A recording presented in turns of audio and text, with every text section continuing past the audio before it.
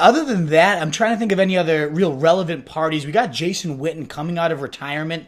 Blake Jarwin, a guy you kind of told us about last year too, seemed like he was finally kind of becoming a heavy part of this offense by the end. And then Witten comes back. Is there anything that we could rely on as fantasy owners from the tight end position? What do you kind of see happening there?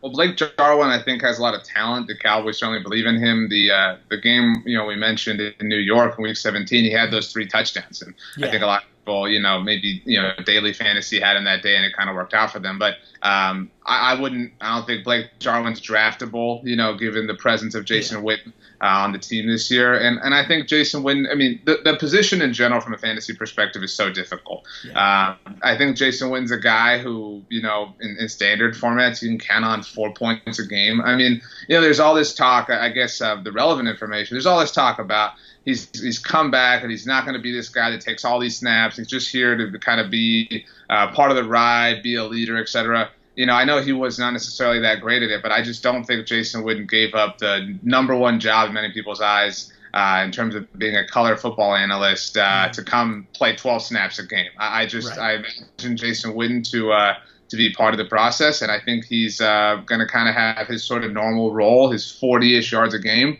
and he's a safer floor than most, but I think there are definitely way more appealing options out there.